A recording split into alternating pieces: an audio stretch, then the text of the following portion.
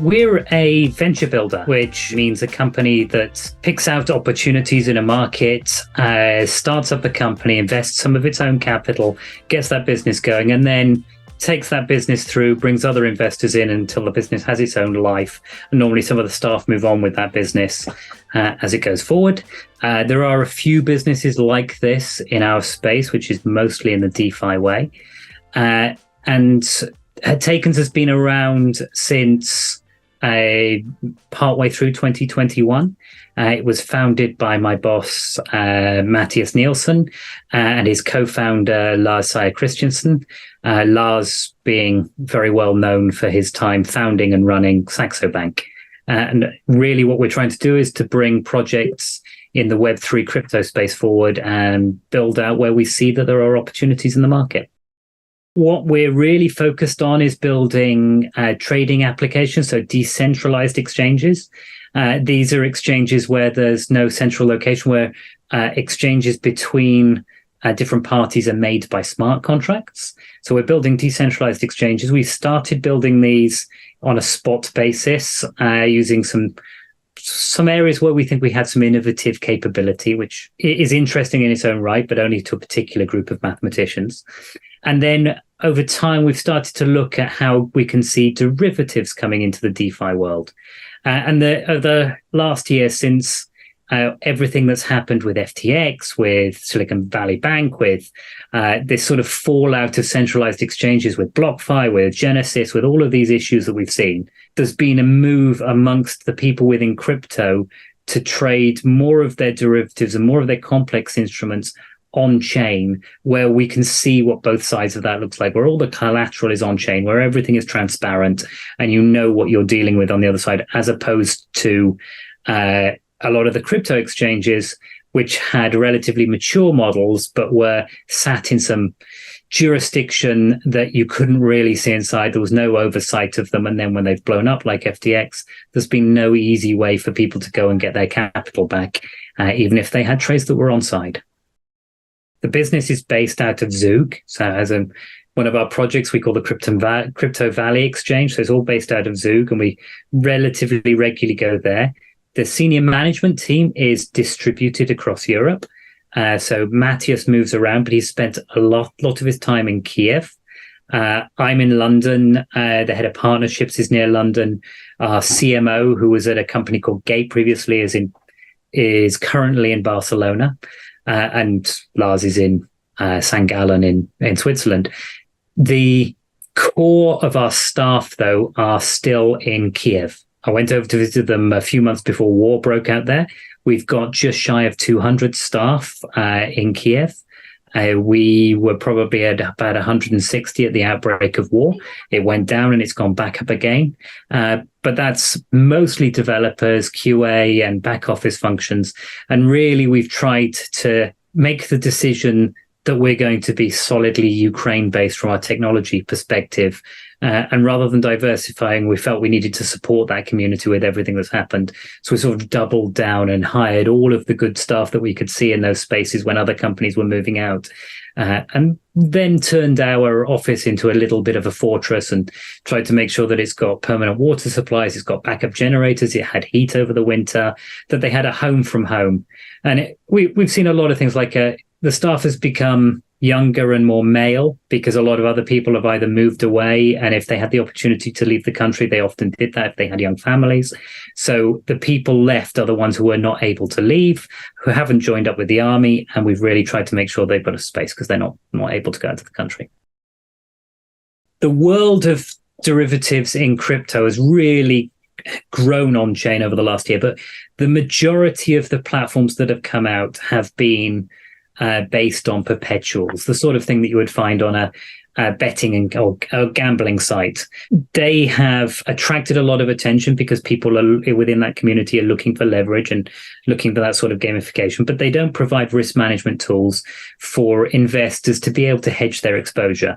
And with this huge diversity of projects across crypto, where people are trying to tokenize all sorts of things as part of the Web3 shift, there's a need for better risk management tools that sit in the same environment, that people are able to take out their exposure to Bitcoin, their exposure to Ethereum, whilst they're investing in projects and they believe that the project itself can work. So there's a project that we've worked with a bit called Seat Labs, and they're a sort of ticket master, like competitor to trying to do it all on chain.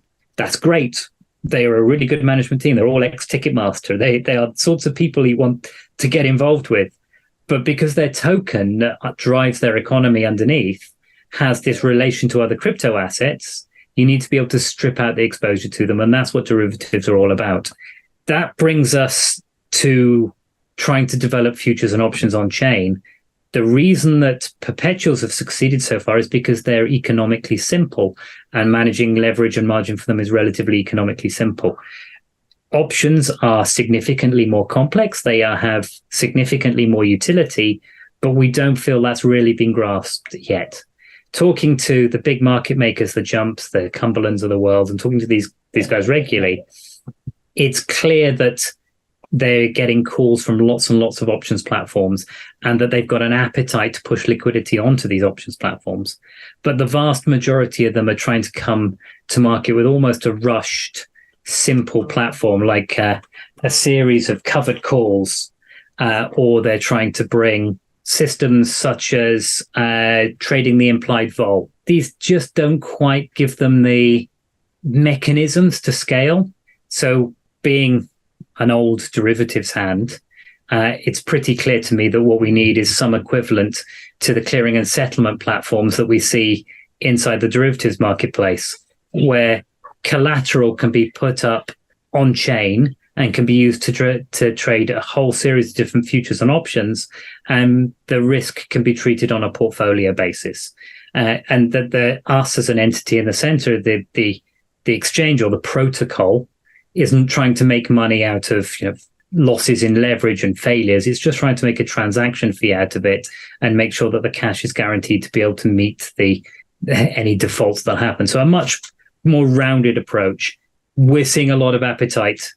I think everybody knows that that's going to come to the marketplace in options, and people are looking to see which is the platform that's going to deliver it. And we think we're right at the front of that. The key thing is, and the reason that a lot of the regulatory rules exist is because you want to know what risk you're taking on and be able to control the risk. There are not a good set of regulation to cover a lot of these DeFi aspects at the moment. And I think that's something that we've seen with all these centralized exchanges failing, with people like FTX failing. People didn't know what was going on in the background. By building a DeFi protocol and trying to make sure that it's operated in a good manner, the only mechanism that we've got to do that with at the moment is transparency. Put all of the collateral on chain, put all of the risk management protocols on chain, make sure that people are able to see what the total exposure is and how sensitive it is, what the collateral utilization looks like, so as we're not providing something to somebody where they believe that this is going to be assured and it's going to deliver for them, and then it fails. Our message for consensus is going to be, if you believe that we're going to have derivatives on chain, it's going to end up looking more like futures and options over time. It's not going to end up looking like gambling sites. And if it's going to end up looking like futures and options, it needs to have a robust process that is based on everything that we see in traditional financial markets. And we're going to build one of those. So people should lean on us for market making and lean on us for investment and support the build of a project that wants to do this in the right way. I think the problem with centralized exchanges at the moment is it moves all of the collateral and the clearing into an opaque place. We would rely on regulators to give oversight and rules and conditioning around that, and they simply haven't written those rules.